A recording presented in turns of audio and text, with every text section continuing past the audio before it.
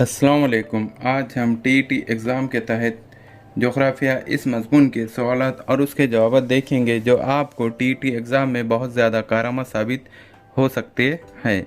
इससे पहले के वीडियो में भी हमने जोग्राफिया, history, psychology, science, maths, Urdu के बहुत से सवालात और उसके जवाब देखे हैं और उसके साथ साथ पेपर सोल्यूशन भी बहुत से देखे हैं जो आपको टीईटी एग्ज़ाम में बहुत ज़्यादा कारआमद साबित हो रहे होंगे। आज हम इस वीडियो में जोग्राफिया के सवाल देखेंगे। तो यहाँ पर सबसे पहला सवाल इस तरह पूछा गया है कि सहराई इलाकों में हवा की वजह से चट्टानों की झींच होने पर चट्टानें किस तरह नज़र आने लगती है। या सवाल इस तरह भी पूछ सकता है कि छतरी नुमा चट्टान किस तरह बनती है। कौन सी छतरी नुमा चट्टान। तो यहाँ पर सही जवाब दिया गया है कि सहराई इलाकों में हवा की वजह से चट्टानों की झींच होती है और छतरी नुमा चट्टानें बनती है। अब यहाँ पर अगला सवाल इस तरह पूछा गया है कि महवरी गर्दिश यानी क्या। ज़मीन अपने महवर के गिर्द यानी अपने गिर्द घूमती है। ज़मीन के महवर के गिर्द घूमने को महवरी गर्दिश कहते हैं।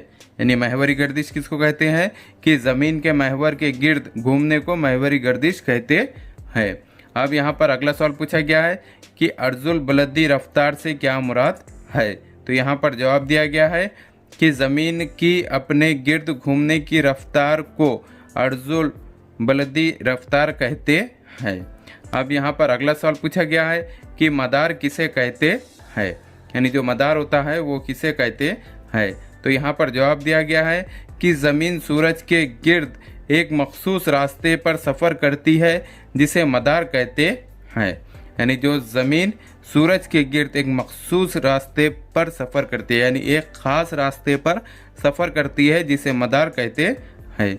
अब यहाँ पर अगला सवाल पूछा गया है कि मदारी गर्दिश से क्या मुराद है। यानी जो मदारी गर्दिश होती है उससे क्या मुराद है।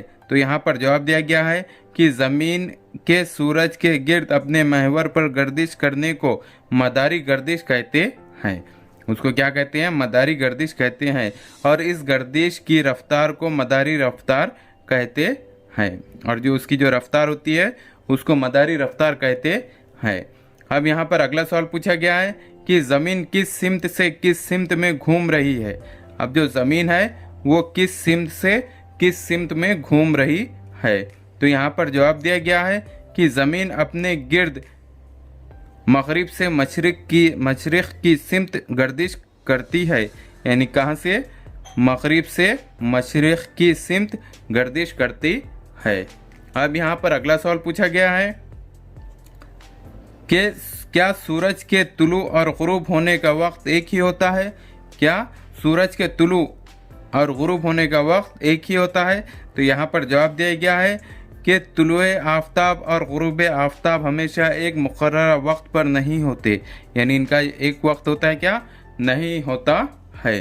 अब यहाँ पर अगला सवाल पूछा गया है कि दिन कब बड़ा होता है। यानी जो दिन है वो कब बड़ा होता है और रात छोटी कब होती है और जो रात है वो कब छोटी होती है। या सवाल इस तरह भी पूछ सकता है कि किस मौसम में रात बड़ी और दिन छोटा होता है।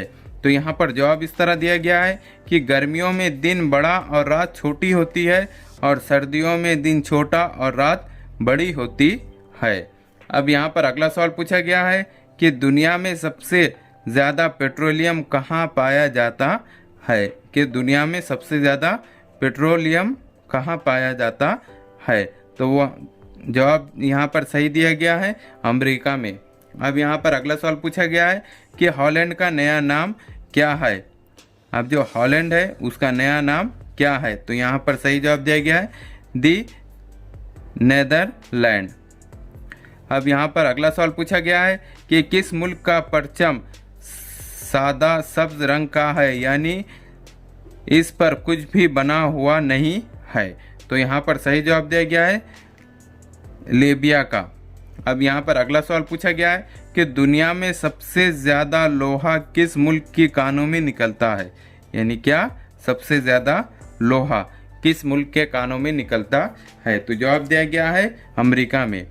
अब यहाँ पर अगला सवाल पूछा गया है कि रबर दुनिया में सबसे ज़्यादा कहाँ पैदा होता है। जो रबर है वो सबसे ज़्यादा कहाँ पैदा होता है या उसकी पैदावार कहाँ होती है।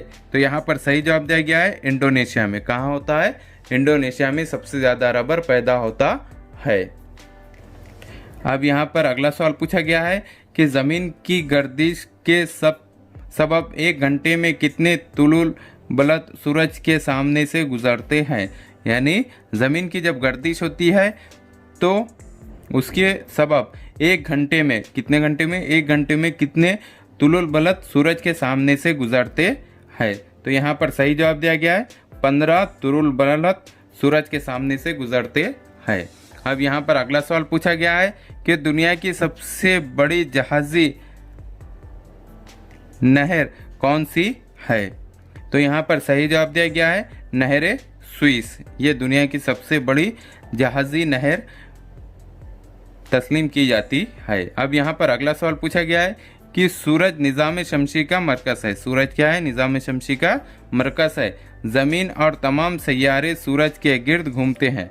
जो ज़मीन है और तमाम सैयारे हैं वो सूरज के गिर्द घूमते हैं। ये सबसे पहले किसने साबित किया? तो यहाँ पर सही जवाब दिया गया है कोपरनिकस ने ये साबित किया। अब यहाँ पर अगला सवाल पूछा गया है दुनिया में सबसे ज़्यादा झोपड़ियाँ किस मुल्क में है। तो यहाँ पर सही जवाब दिया गया है ब्राज़ील में है। यानी ब्राज़ील में दुनिया की सबसे ज़्यादा झोपड़ियाँ पाई जाती है। अब यहाँ पर अगला सवाल पूछा गया है वो कौन से 2 जानवर हैं जिनके दांत सारी उम्र बढ़ते रहते हैं। यानी ऐसे कौन से 2 जानवर हैं जिनके जो दांत है वो सारी उम्र बढ़ते रहते हैं। तो यहाँ पर सही जवाब है हाथी और चूहे के दांत जो है वो सारी उम्र बढ़ते रहते हैं। अब यहाँ पर अगला सवाल पूछा गया है हिरोशिमा पर पहला बम गिराने वाले अमेरिकी हवाई जहाज़ का नाम बताइए। जो हिरोशिमा पर जो बमबारी हुई थी उसमें अमेरिकी हवाई जहाज़ का नाम क्या था ये बताना है। तो यहाँ पर सही जवाब दिया गया है एनोलागे उसका नाम था। अब यहाँ पर अगला सवाल पूछा गया है कराची किस दरिया के किनारे आबाद है। जो कराची जो शहर है वो किस दरिया के किनारे आबाद है। तो यहाँ पर सही जवाब है दरियाए सिंध के किनारे आबाद है। यहाँ पर अगला सवाल पूछा गया है कि कौन सा मुल्क सिल्क के लिए मशहूर है। तो यहाँ पर सही जवाब दिया गया है चीन। ये मुल्क सिल्क के लिए मशहूर है। अब यहाँ पर अगला सवाल पूछा गया है कि शक्कर के कारखाने गन्ने की पैदावारी इलाके के करीब होते हैं, क्यों? तो यहाँ पर सही जवाब है कि गन्ने में मौजूद शक्कर का जूस तेज़ी से कम होता है और वज़न में गन्ना भारी होने की वजह से नकल व हमल का खर्च बढ़ जाता है। इसीलिए शक्कर के कारखाने गन्ने की पैदावारी इलाकों से करीब होते हैं। अब यहाँ पर अगला सवाल पूछा गया है कि सीमेंट साजी में खुसूसी तौर पर किस चीज़ का इस्तेमाल होता है। तो यहाँ पर सही जवाब है कि सीमेंट साजी में चुनखड़ी का इस्तेमाल खुसूसी तौर पर किया जाता है। यानी चुनखड़ी का इस्तेमाल बहुत ज़्यादा होता है। अब यहाँ पर अगला सवाल है आमदोरफ्त नकल व हमल किसे कहते हैं। तो यहाँ पर सही जवाब है माल व असबाब और अफराद को एक जगह से दूसरी जगह लाने लेके जाने के अमल को आमदोरफ्त नकल व हमल कहते हैं। अब यहाँ पर अगला सवाल है कि नकल व हमल के रास्ते किसे कहते हैं। जो नकल हमल के जो रास्ते हैं वो किसे कहते हैं। तो यहाँ पर सही जवाब दिया गया है सफ़र और माल व असबाब के नकल व हमल जिन रास्तों से होती है इन्हें नकल व हमल के रास्ते कहते हैं। अब यहाँ पर अगला सवाल पूछा गया है कि मेट्रो रेलवे किसे कहते हैं। जो मेट्रो रेलवे है वो किसे कहते हैं। तो यहाँ पर सही जवाब दिया गया है कि ज़ेरे ज़मीन बनाए गए रेल के रास्तों को मेट्रो रेलवे कहते हैं।